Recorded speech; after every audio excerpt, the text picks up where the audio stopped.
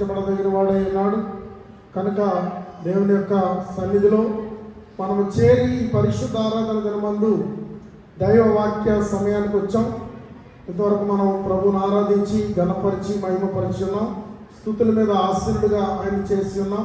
అయితే ఈ సమయంలో దైవ సందేశాన్ని వినడానికి మీరందరూ కూడా సిద్ధపడాలని ప్రభు పేట మనం చేస్తున్నాను.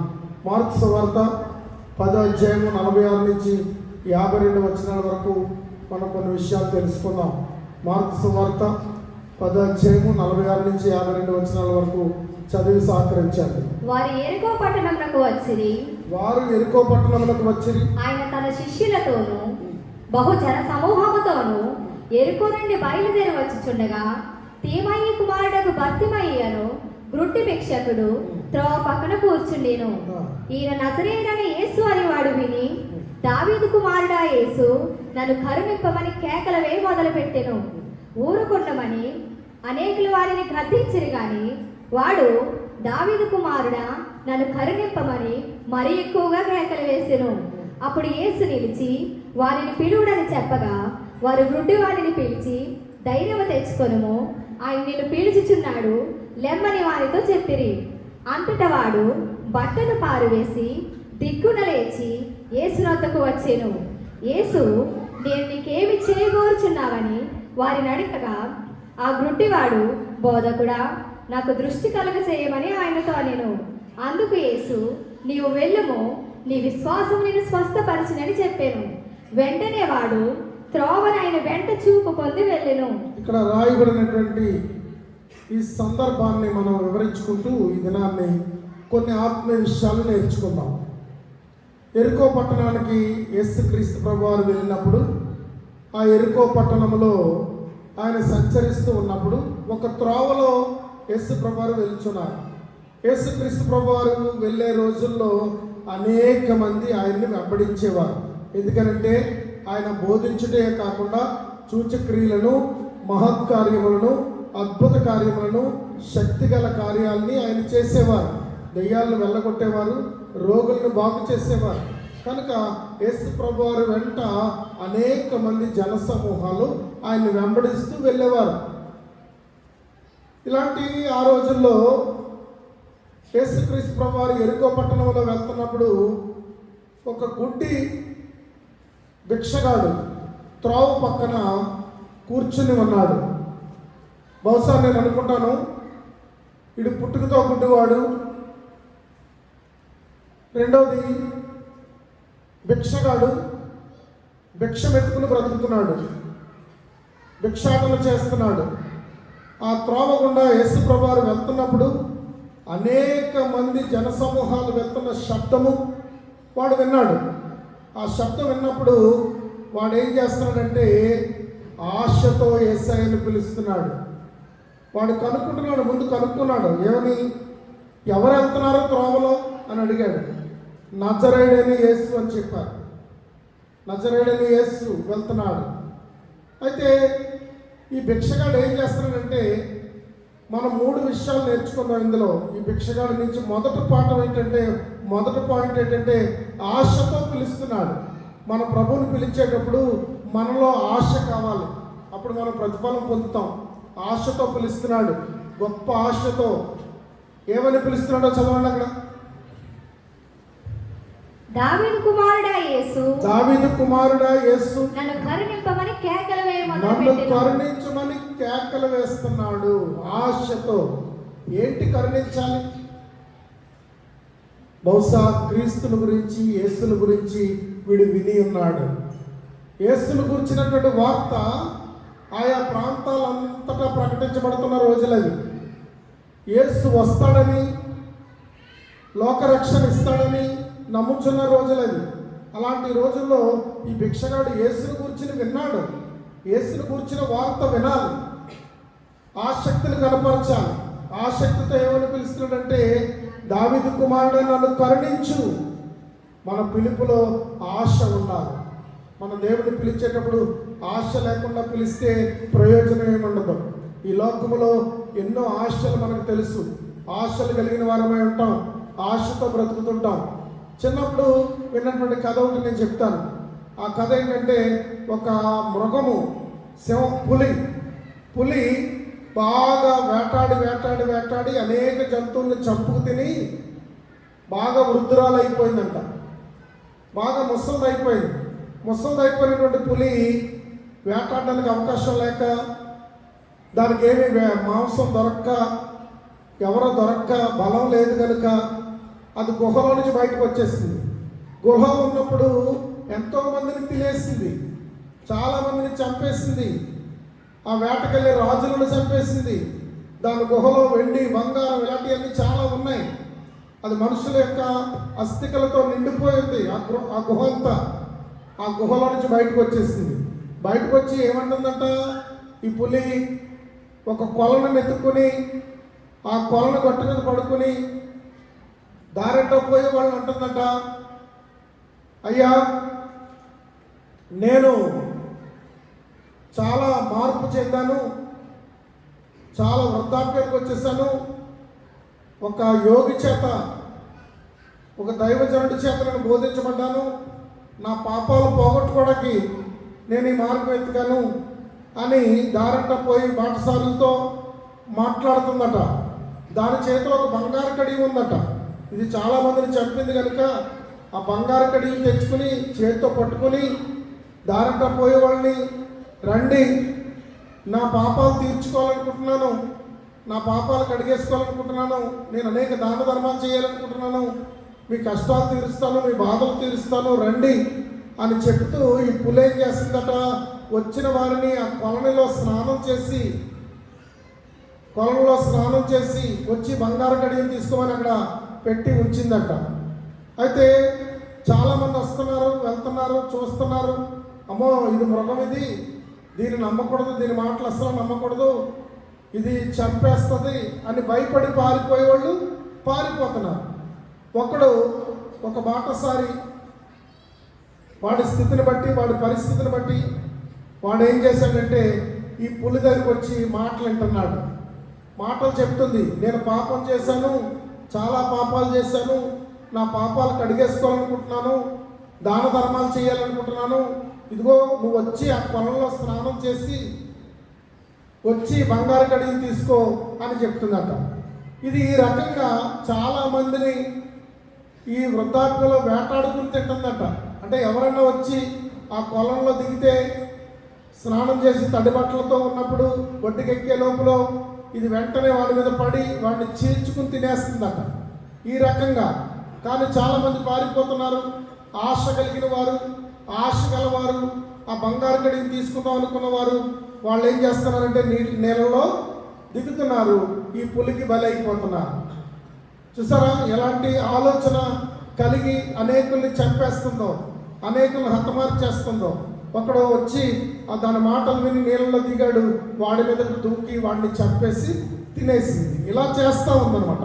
కనుక దీనికి అంతటికీ కారణం ఏంటంటే, ఈ కథభావం ఏంటంటే చాలా పురాతనమైన కథ ఇది, చాలామందికి తెలిసిన కథ ఇది.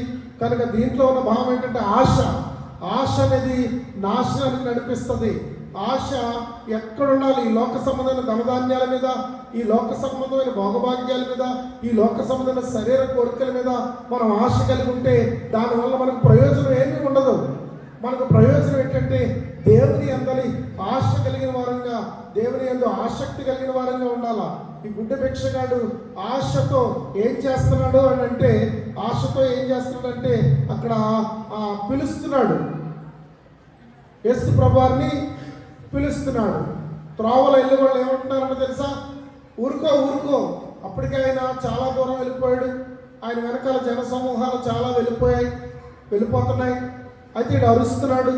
అక్కడ త్రోవలో ఉన్నవారు చాలామంది ఏమన్నారంటే ఈ భిక్షగాడిని ఊరుకోమని ఏం చేశారు చదవండి. ఊరుకుండమని అనేకులు వారిని గద్దించారట. అనేకులు వారిని గద్దించిరు గాని వాడు దావీదు కుమారుడా నన్ను కరుణింపమని మరి ఎక్కువగా తన ఆశ ఏమవుతుంది, పెరుగుతుంది. అనేకులు గద్దిస్తున్నారు.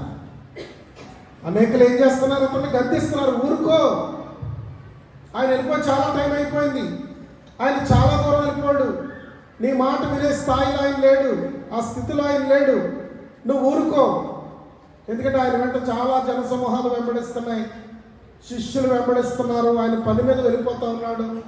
ఆయన వెంబడించే వాళ్ళు వేలకు వేలుగా ఉంటున్నారు. ఈ గుడ్డివాడిని ఎవరు లక్ష్య పెడతారని వాళ్ళు భావిస్తే ఏమంటున్నారంటే, ఆ గుడ్డి భిక్షగాడిని నువ్వు ఊరుకో, మౌనంగా ఉండు, ఊరుకో అని హెచ్చరిస్తున్నారు, ఊరుకోమని హెచ్చరిస్తున్నారు. అయితే వాడు ఏం చేస్తున్నాడు? మరీ ఎక్కువగా కేకలు వేస్తున్నాడు. తన ఆశను దేవుని పట్ల కనపరుస్తున్నాడు. ప్రియమైన వారులారా, ఆశ కలిగిన వారిగా మనం ఉండాలి. ఆశతో దేవుడిని పిలవాలి. ఆదికాండము 32 అధ్యాయము 24 నుంచి 28 వచనాల వరకు చూద్దాం. ఆదికాండం 32 అధ్యాయము 24 నుంచి 28 వచనాల వరకు చూద్దాం. యాకోబు ఒకడు మిగిలిపోయెను. యాకోబు ఒక్కడే మిగిలిపోయాను. ఒక నరుడు తెల్లవారు వరకు అతనితో పెనుగులాడెను. తాను అతని గెలవకుండుట చూచి తొడగూటి మీద అతన్ని కొట్టెను. అప్పుడు అతడు ఆయనతో పెనుగులాడట వలన యాకోబు తొడగూడు మసిలెను. ఆయన తెల్లవారుచున్నది గనుక నన్ను పోనిమ్మనగా అతడు నీవు నన్ను ఆశీర్వదిస్తే గాని నిన్ను పోనీయనెను. నీవు నన్ను ఆశీర్వదించాలి. ఏం కావాలి? మన హృదయంలో ఏ ఆశ ఉండాలి? దేని గురించి ఆశించాలి? దేవా నీవు నన్ను ఆశీర్వదించు. యాకోబు అక్కడ పట్టుపడతా ఉన్నాడు. యొబ్బేగ్రేవు దగ్గర యాకోబు అంటున్నాడు, నీవు నన్ను ఆశీర్వదించు. ఇక్కడ ఎరుకో పట్టణంలో గుడ్డివాడు అంటున్నాడు, దావీదు కుమారుడా నన్ను కరుణించు. ఈ దినాన్ని నువ్వే ఆశతో వచ్చావో, ఏ ఆశతో ఉన్నావో నీ ఆశను దేవుడు తీర్చునుగాక. దేవుడు కృపతో బలపరచువాడైనా ఏమంటున్నాడు? గుడ్డివాడు దాటి వెళ్ళిపోతున్న యేసుక్రీస్తు ప్రభుని అంటున్నాడు, దావీదు కుమారుడా నన్ను దాటిపోకయ్యా, నజరేతువాడా దావీదు కుమారుడా నన్ను దాటిపోకయ్యా, నజరేతువాడా నన్ను విడిచిపోకయ్యా. నీవు తప్ప నాకు ఈ లోకంలో ఎవరున్నారయ్యా, నీవు తప్ప నాకు ఎవరికి చోటే లేదయ్యా, నీవు తప్ప నాకు ఈ లోకంలో ఎవరున్నారయ్యా, నీవు తప్ప నాకు ఎవరికి చోటే లేదయ్యా. దావీదు కుమారుడా నన్ను దాటిపోకయ్యా, నజరేతువాడా నన్ను విడిచిపోకయ్యా. దావీదు కుమారుడా నన్ను దాటిపోకయ్యా, నజరేతువాడా నన్ను విడిచిపోకయ్యా. దేవుని స్తోత్రం. అతనిలో ఉన్న ఆశ, అతనిలో ఉన్న తపన, అతనిలో ఉన్నటువంటి కోరిక పలు విధాలుగా అరుస్తున్నాడు.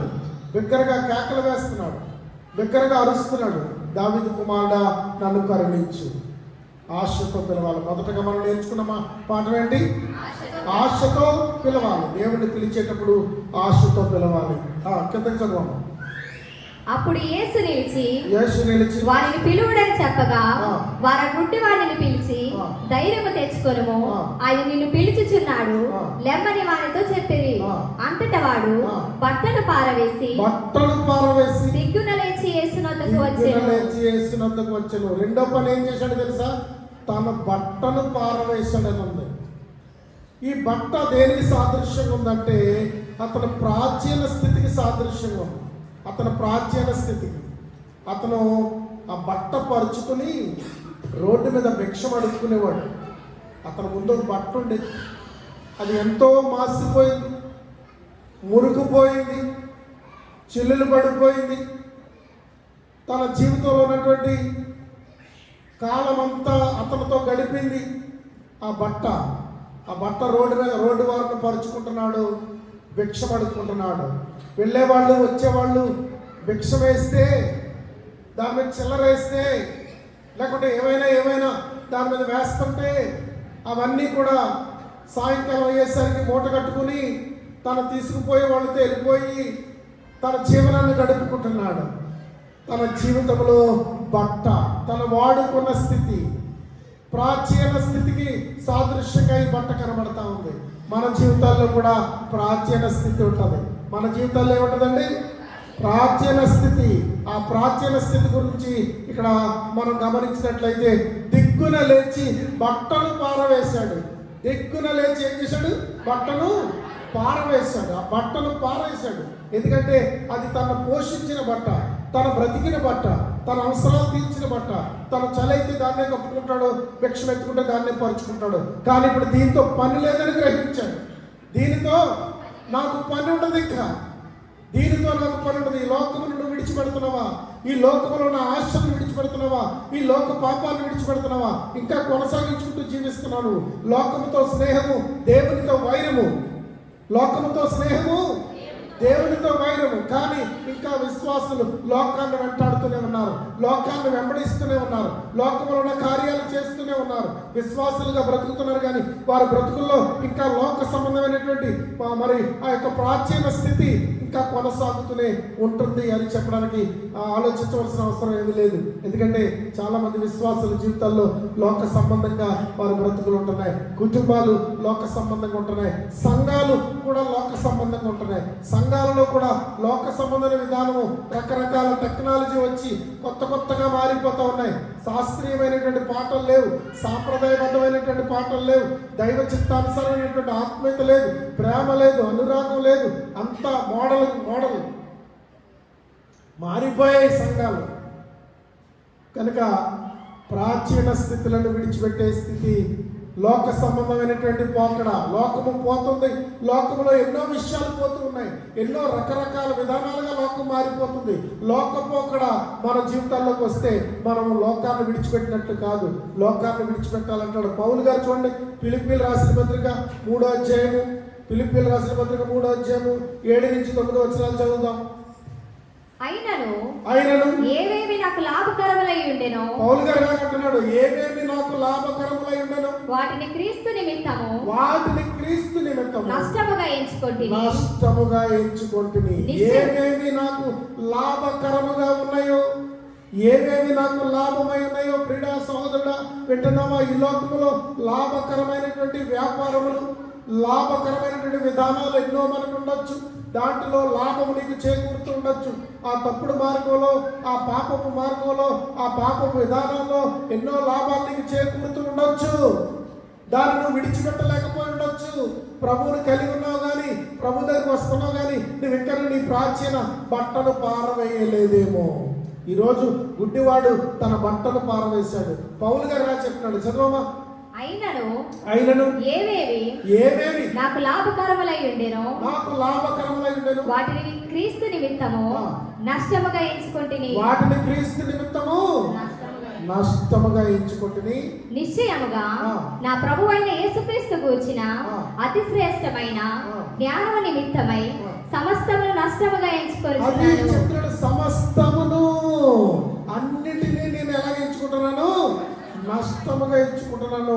నా క్రీస్తు యేసు నిమిత్తమైన జ్ఞానము చెప్పున, నా క్రీస్తు యేసు నిమిత్తమై దొరికే నాకు కలిగే భాగ్యము చెప్పున, క్రీస్తులో నాకు కలిగే ఆ యొక్క ఆశీర్వాదము చెప్పున, ఆయన నాకు అనుగ్రహించే అనేకమైనటువంటి మరి ధర్మ విధానమైనటువంటి విధులు చెప్పున, న్యాయ విధులు చెప్పున, కట్టడల వైపున, దేవుని వాక్యం బోధిస్తున్న విధుల వైపున నేను జీవించుటకు మిగతా వాటిని ఏం చేస్తున్నాను? నష్టముగా ఎంచుకుంటున్నాను, పెంటగా ఎంచుకుంటున్నానని కూడా మాట్లాడతాడు అక్కడ. పెంటగా ఎంచుకుంటున్నాను. కనుక ప్రియమైన సహోదరులారా, ఈ లోక సంబంధమైన జీవితాన్ని జీవిస్తున్నప్పుడు, మరి ఈ లోక సంబంధమైనటువంటి బ్రతుకులో మనం మునిగిపోయినప్పుడు, ఈ లోక సంబంధంగా మనం మరి మమేకం అయిపోయి లోకంలో బ్రతుకుతున్నప్పుడు ప్రభువైన యేసుక్రీస్తు వారు మనల్ని పిలిచారు. ఆ స్వరం మనకు వినబడింది, ఆయన దర్శనం మనకు దొరికింది, మనం ఆయన వాక్యాన్ని వింటూ ముందుకు వచ్చాం, సంఘములో చేర్చబడ్డాం, విశ్వాసగా మార్చబడ్డాం, విశ్వాస సంబంధమైన జీవితం జీవిస్తున్నాం. ఇంకను ప్రాచీనమైనటువంటి స్థితి మనలో ఉంటే గుడ్డివాడు తన బట్టలు పారవేశాడు అనేది 2వ పాయింట్. నేను చెప్తున్న దాంట్లో మొదటి పాయింట్ ఏంటి? ఆశతో దేవుణ్ణి వెతికాడు. ఆశతో 2వ పాయింట్ ఏంటి? తన బట్టను పారవేశాడు. తన బట్టను చెప్పండి తన బట్టను పారవేశాడు. అది దేనికి సూచనగా ఉందంటే ప్రాచీన స్థితిని విడిచిపెట్టాడు. ఈ లోక మర్యాదను అనుసరించక దేవుని చిత్తమును అనుకూలమునైన దైవ జ్ఞానం ఎట్టిదో మీరు తెలుసుకోమంటాడు. దేవుని చిత్తము అనుకూలమైన కనుక ఈ గుడ్డివాడు ఏం చేస్తున్నాడంటే, మన గుడ్డివాడు జరుగుతాం తన పాఠంలో ఉన్నాం కనుక ఈ గుడ్డివాడు ఏం చేస్తున్నాడంటే ఆలోచించినట్లయితే ఇక్కడ తన మీద ఉన్నటువంటి బట్టను ఏం చేశాడు, పారవేశాడు. బట్టను తీసి పారవేశాడు. దిక్కున లేచాడు. ప్రభు దగ్గరికి గుడ్డివాడు వెళ్తున్నాడు. ఎవరు నడిపిస్తున్నారో తనే వెళ్ళిపోతున్నాడు. ప్రభు నిలిచాడు. ఆ స్వరం చెవిలో వినబడింది. గుడ్డివాడు ఆశతో పిలుస్తుంటే ఆ స్వరం ప్రభు అయిన యేసుక్రీస్తు వారి చెవిలో వినబడింది. ప్రభు అయిన యేసుక్రీస్తు వారు పిలిచారు. వీడు వస్తున్నాడు. త్వరగా ఆ ప్రభువును కలుసుకున్నాడు. ఆశతో తన లోక సంబంధమైనటువంటి తన బ్రతుకు తెరువంతా ఆధారపడినటువంటి తన చలి కాచుకునే తన స్థితికి ఆధారమై తన పై వస్త్రాన్ని ఏం చేశాడు, పారవేసి ఏం చేస్తున్నాడు, పరుగున ప్రభు దగ్గరికి బయలుదేరి వెళ్ళాడు. తర్వాత ఏం జరిగింది చదువమ్మా. యేసు నేను నీకేమి చేయగోరుచున్నావని వారిని అడగగా, యేసు నేను నీకేమి చేయగోరుచున్నావని అడగగా ఆ గుడ్డివాడు బోధకుడా నాకు దృష్టి కలుగ చేయమని. తనకేమి లోటు ఉంది, చూపు లేదు. గుడ్డివాడు చాలా వయసు గడిపినవాడు, చాలా శ్రమలు పడినవాడు. కళ్ళుంటే ఏదైనా చేసుకుని బ్రతుకుతాం, కళ్ళు లేకపోతే భిక్ష ఎత్తుకోవడం తప్ప దారి లేదు. ఎందుకంటే కళ్ళు లేని వాళ్ళు చాలా మంది బయట మనం గుడ్డి వాళ్ళని చూస్తూ ఉంటాం. వాళ్ళు చాలా వరకు ఏం చేస్తూ ఉంటారంటే భిక్షం అడుగుతూ ఉంటారు. అక్కడక్కడ సెంటర్లో పాటలు పెట్టుకుని ఒక బట్ట పరుచుకుని ఆ పాటలు పాడుతూ మ్యూజిక్స్ పెట్టుకుని భిక్షం అడుక్కుంటూ ఉంటారు. వాళ్ళు ఎవరైతే ధర్మాలు చేస్తారో, ఎవరైతే దానాలు చేస్తారో అవన్నీ తీసుకుని దాని మీద ఆధారపడి బ్రతుకుతూ ఉంటారు. ఇలాంటి బ్రతుకుతున్న వీడి జీవితంలో వాడికి ఏం కావాలంటే ఈరోజు దృష్టి కావాలట. తన చీకటి తొలగిపోవాలి. తను ఎందులో ఉన్నాడు, చీకటిలో ఉన్నాడు, అంధకారంలో ఉన్నాడు, చీకటిలో ఉన్నాడు. తన జీవితాన్ని వెలుగుమయం చేసుకోవడానికి ప్రభువుని ఆశిస్తున్నాడు. తన జీవితాన్ని వెలుగుమయం చేసుకోవడానికి ప్రభువుని ఆశిస్తూ ఉన్నాడు. ఆశిస్తూ నాకు చూపు కలగ చేయమని అడిగాడు. తర్వాత ఏం జరిగింది చదవండి. నాకు దృష్టి కలగజేయమని ఆయనతో అనెను. అందుకు యేసు నీవు వెళ్ళుము, నీ విశ్వాసము నిన్ను స్వస్థపరచునని చెప్పెను. నీ విశ్వాసము నిన్ను స్వస్థపరుస్తుంది. నువ్వు వెళ్ళుము. నేను 3వ పాయింట్లోకి వస్తున్నాను. ఇక్కడ యేసు ప్రభు వారు గుడ్డివాడిని ఏమన్నారంటే చూపు పొంది వెళ్ళిపోమన్నారు. కానీ అక్కడ వాక్యంలో ఏం రాయబడింది, వెంటనే వాడు త్రోవను ఆయన వెంట చూపు పొంది ఆయన వెంట వెళ్ళెను. ఇది నేను చెప్పబోయే 3వ పాయింట్. వాడు చూపు పొంది వెళ్ళిపోలేదు, ప్రభువును వెంబడించాడు. 3వ పాయింట్ ఏంటంటే ఆయన వెంట వెళ్ళాడు. మొదటి పాయింట్ చెప్పండి, ఆశతో దేవుణ్ణి పిలిచాడు. 2వ మాట చెప్పండి ఏంటది, తన వస్త్రాన్ని తన బట్టను పారవేశాడు. 3వది ఏంటి, ఆయన వెంట వెళ్ళాడు. వీడు ఒకటి ఆలోచించవచ్చు, ఇప్పుడు దాకా కళ్ళు లేక అడుగుకున్నాడు, చాలా తంటాలు పడ్డాడు. వాడిని చేయగట్టుకుని నడిపించాలా, దారి చూపించాలా, ఇంటికి తీసుకెళ్ళాలా, తీసుకురావాలా, ఇలాంటి ఇబ్బందులన్నీ కూడా గుడ్డివాడికి ఉన్నాయి.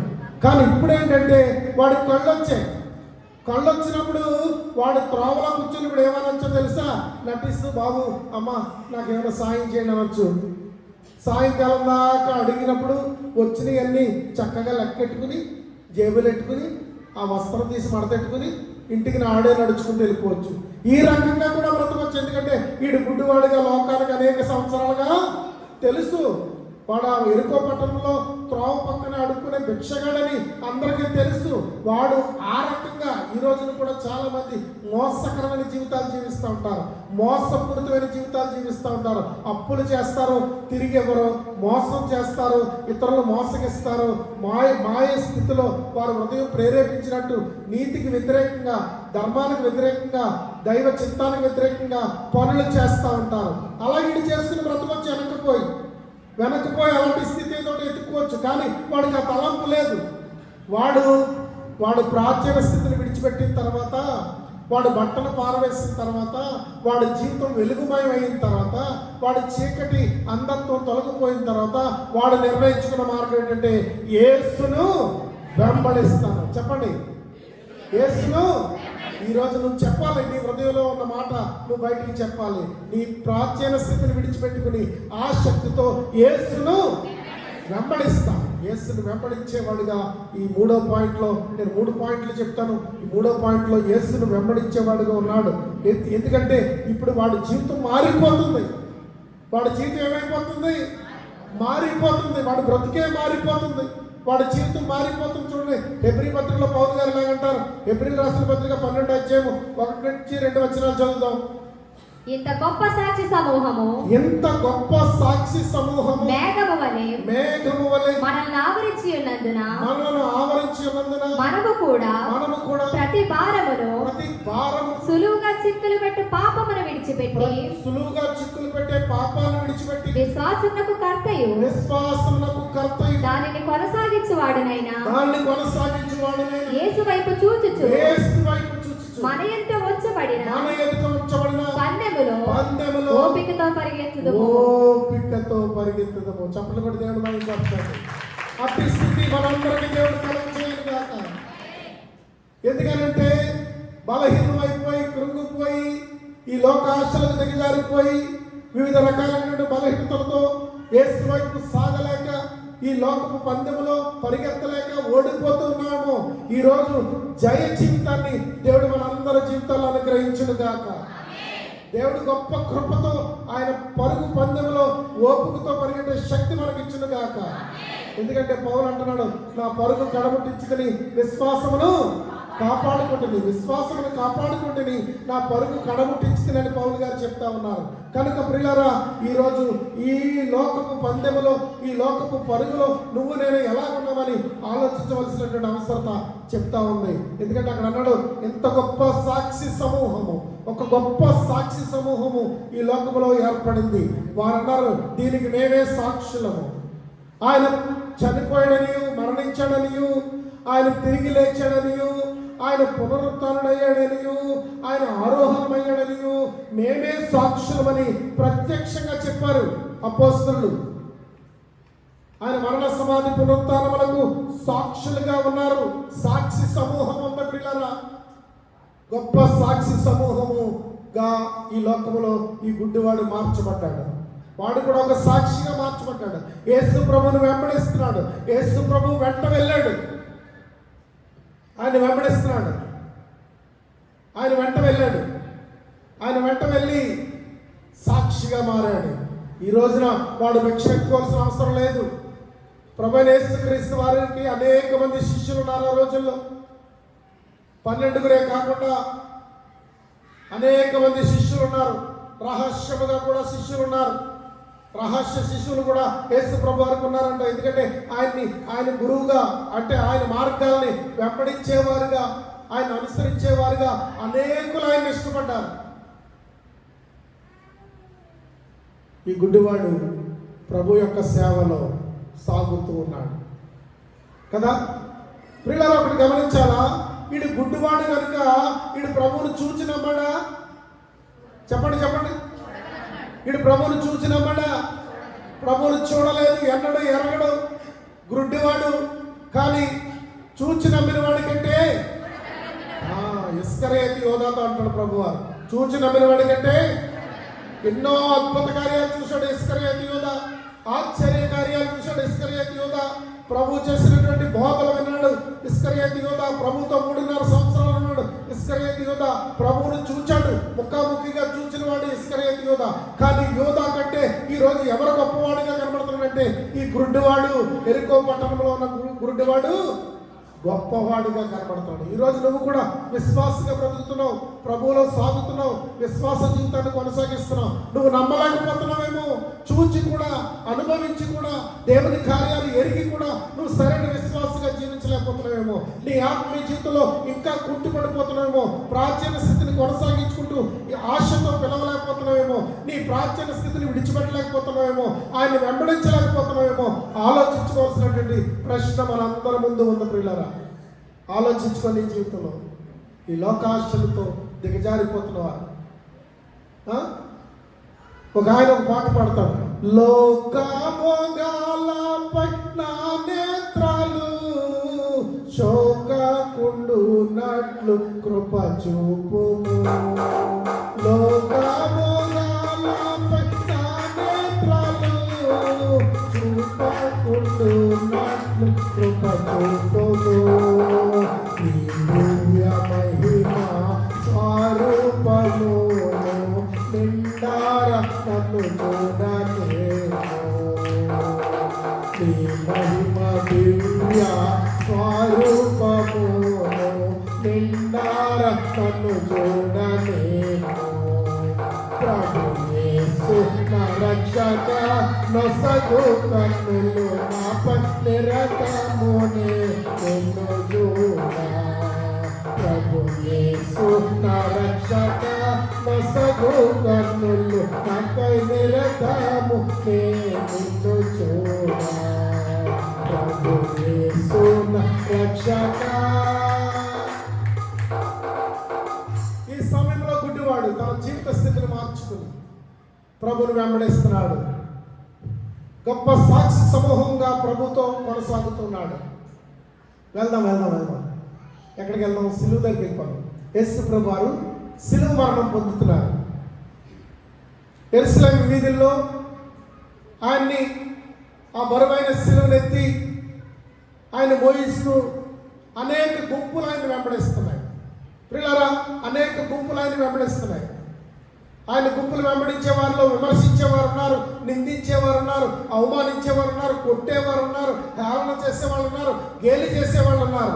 అనేకులు ఆ సిలువను వెంబడిస్తున్నారు. అనేక గుంపులు వెంబడిస్తున్నాయి. ప్రియులారా, అందులో కూడా ఒక గుంపు ఉంది. ఆ గుంపు ఏంటో తెలుసా? ఆ ప్రభు అనుభవిస్తున్నటువంటి బాధను చూస్తూ, తప్పిస్తూ, కన్నీరు కారుస్తూ, పశ్చాత్తాపడుతూ బాధపడుతున్న గుంపు ఒకటి ఉంది ప్రియులారా.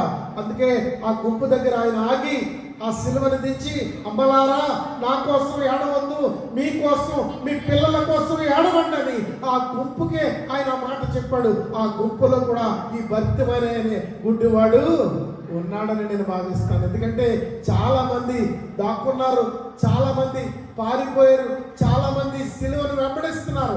ఆయన శిష్యులుగా ఉన్నవారు, ఆయన ఆశతో ఆయన వల్ల మేలులు పొందిన వారు, ఆయన ద్వారా అద్భుతములు చేయబడిన వారు, ఆయన ద్వారా బ్రతికించబడిన వారు, ఆయన ద్వారా దెయ్యముల నుండి విడుదల పొందిన వారు అనేకులు ఆ సిలువను వెంబడిస్తున్న గుంపులో ఈ గుడ్డివాడు, ఈ చూపు పొందిన గుడ్డివాడు కూడా ఉన్నాడని నేను నమ్ముతున్నాను.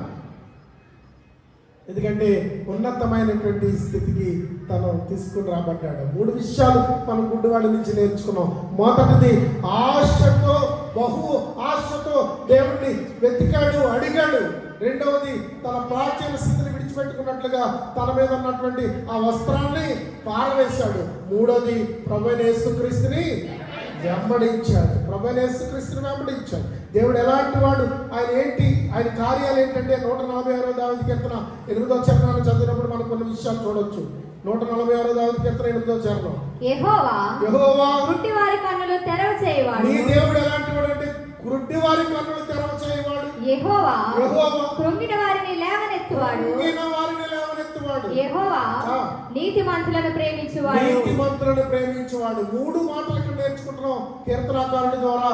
ఆయన గుడ్డివారి కన్నులు తెరవ చేయవాడు. అది నెరవేరింది ఈ రోజున మనం చెప్పుకున్న పాఠంలో.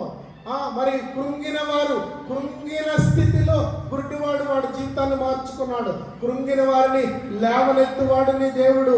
ఇక మూడవది ఏంటంటే, యెహోవా నీతిమంతులను ప్రేమించువాడు. నీతిని అనుసరిస్తున్నావా?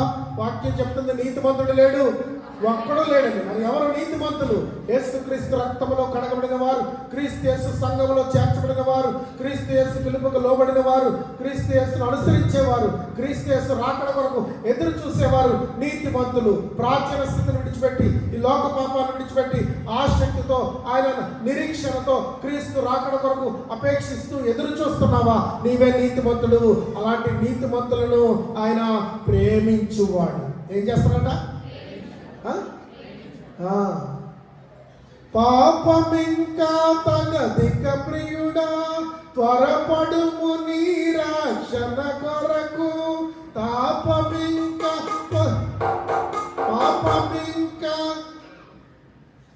గుర్తు నేడు నీ రక్షణ దినము, నేడు నీ రక్షణ దినము, త్వరపడి